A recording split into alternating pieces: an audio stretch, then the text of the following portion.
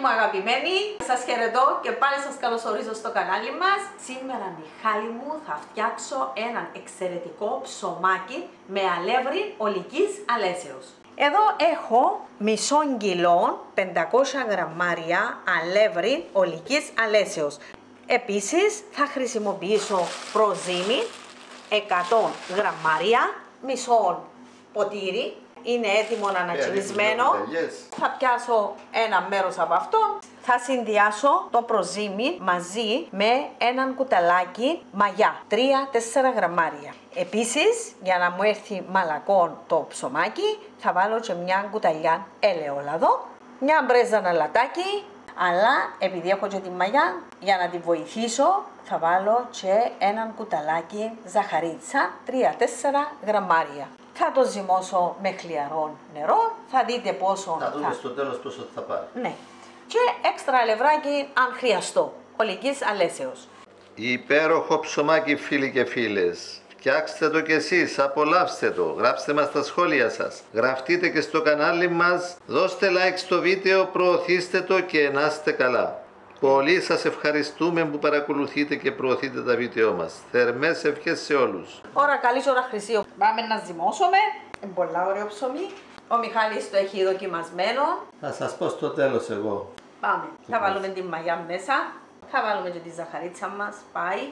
Ανακατεύουμε το αλατάκι. Καμιά πρεζούλα, ένα αλατάκι. Θα πιάσω από εδώ μια ωραία κουταλιά, αλλά έβαλα και τη μαγιά μου. Το υπόλοιπο θα το χρησιμοποιήσω όπου θέλω εγώ. Και το λαδάκι μας πάει και τούτο. Και αρχίζουμε με το νεράκι. Το χλιαρό νερό. Το χλιαρό νερό. Λίγο φίλες μου, μυρίζει ωραία το προζύμι. Όποιος θέλει μπορεί να το κάνει με μόνο προζύμι. Μπράβο. Ή μόνο μαγιά. Ναι, όποιος θέλει, όπως λέει και ο Μιχάλης, και ευχαριστώ που με βοηθά, μπορεί να το κάνει με μόνο προζύμι και να χρειαστεί τα 100 γραμμάρια, καλό προζύμι, ανατσινισμένο προζύμι, ή μόνο με μαγιά. Να βάλουν καμιά κουταλιά, 8 γραμμάρια περίπου μαγιά. Εδώ έβαλα 3 γραμμάρια με 4 μαγιά, γιατί έβαλα και το προζύμι μου.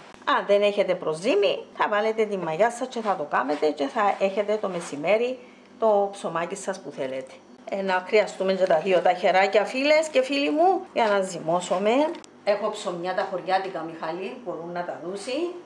Ελιωτές, χαλούμωτες, στο ξυλόφουρνο δείχνουμε μαζί με ψωμιά. Πολλά αυτοπαρασκευάσματα. Έχω τυρόψωμα. Ελιόψωμα, τυρόψωμα. Μεγάλη ποικιλία και συνεχίζουμε. Με ταχίνι έχουμε νηστίσιμα. Με ταχίνι. Ναι. Πολλά ωραίο και τσίνο.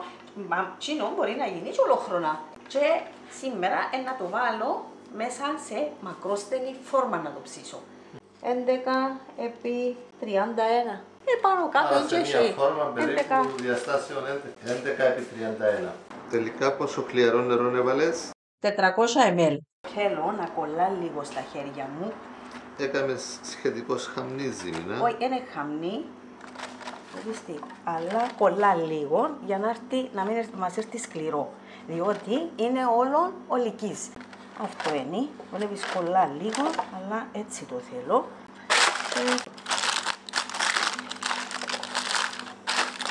Και θα το αφήσουμε να φουσκώσει.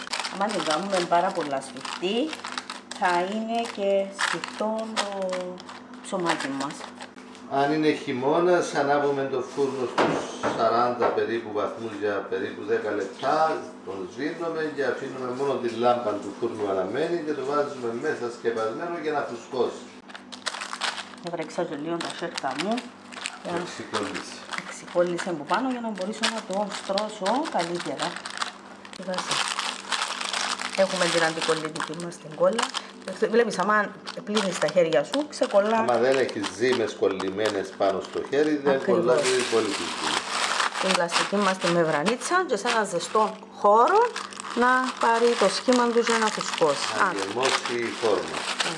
Να το προσέχουμε, να μην κολλήσει μόνο μπας στην πλαστική μεμβράνη. Να βγαίνουμε να το βλέπουμε, γιατί άμα κολλήσει θα φτιάξει εύκολα. Να το βοηθήσουμε και προχωρούμε. Εδώ τι ωραίο που έγινε. Φούσκωσε. Φούσκωσε, δε το. Γέμισε η φόρμα. Γέμισε, πρέπει να μπει καλά. Να φουσκώσει. Να φουσκώσει έτσι για να είναι τσαφράτο. Άρα το μυστικό είναι να γίνει χαμνής η ζύμη, Όχι χαμνή, να κολλά στα χέρια μας. Ελαφρώς, να μην είναι σφιχτή. Ναι, να μην έχει χυλό. Να μην είναι όπως τη ζύμη που γίνεται με χωριά. Το εκείνο είναι διαφορετικό, μπορούν να δουν τη συνταγή, πώς κάνουμε τα ψωμιά.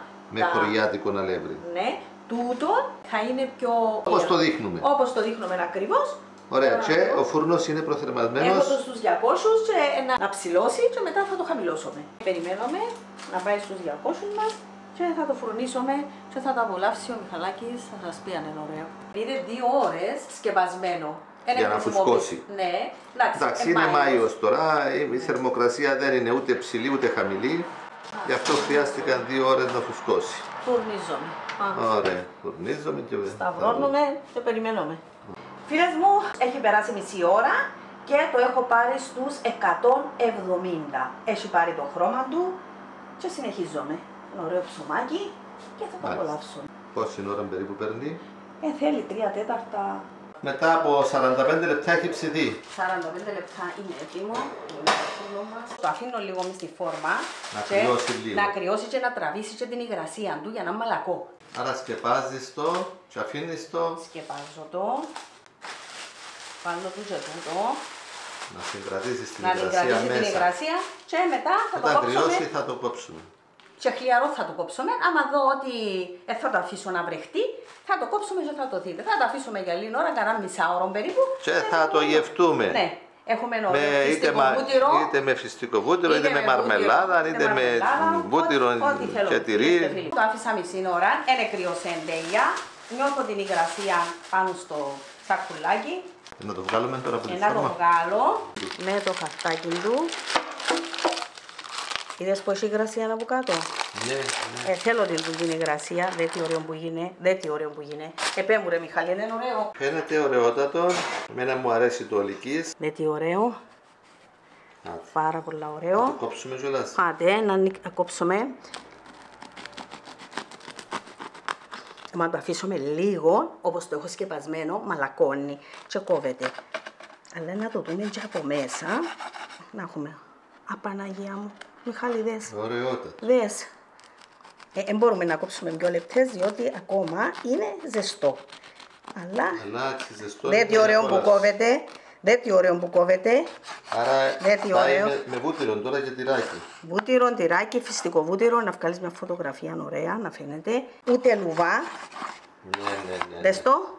Δε τι ωραίο. Φίλες μου, δείτε το τι ωραίο. Δείτε το τι ωραίο. Πράγματι, δείτε αφράτον ωραίο ψωμάκι. Κάντε το, απολαύστε το με την οικογένειά σας. Υγιεινό ψωμί με προζύμι και μαγιάν. Εγώ χρησιμοποιώ και το προζύμι και την μαγιάν. Η ώρα η καλή και η ευλογημένη. Θε δόξα ο Θεός. Ζεστούν λίγο ακόμα. Κάντε τη φίλες μου τη συνταγή μου και θα σας αρέσει. Κόβεται πολλά ωραία. Είναι το ψωμί που μου αρέσει. Θα το κόψω σιγά σιγά φετούλες και θα το βάλω σε σακουλάκι με τζίπα από πάνω και το έχω στο ψυγείο κομμένο. Λοιπόν, φίλοι και φίλες, τρώγεται έτσι, αλλά είναι ακόμα πιο ωραίο μαζί με λίγη μαρμελάδα. Τι μαρμελάδα είναι αυτή? Κουμκουάτ. Έχω φίλες μου μαρμελάδα με κουμκουάτ. Δέστε τι για αυτήν και κάνετε τι. Μυρωδάτο. Με τι ωραίο. Μυρωδάτο. Ήταν πολλά ωραία φωτογραφία του. Φτιάξτε το κι εσείς φίλοι και φίλες. Μπορείτε να το φτιάξετε με μόνο προζύμι, με μόνο μαγιά ή με το συνδυασμό όπως μας έδειξε η Λίζα σήμερα. Πρώτη φορά φτιάξτε το όπως η Λίζα και μετά κάντε ό,τι θέλετε. Δείτε τι ωραία. Πόσο μαλακό είναι.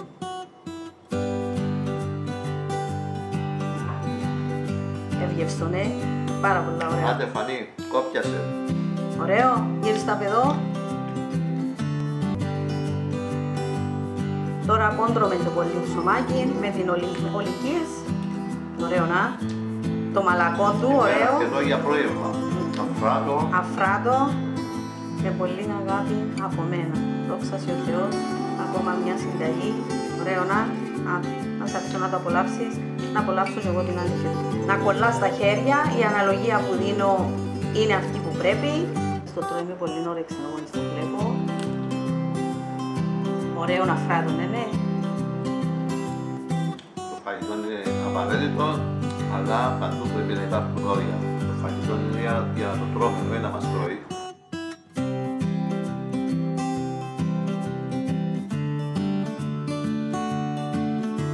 Φτιάξτε το κι εσείς και απολαύστε το.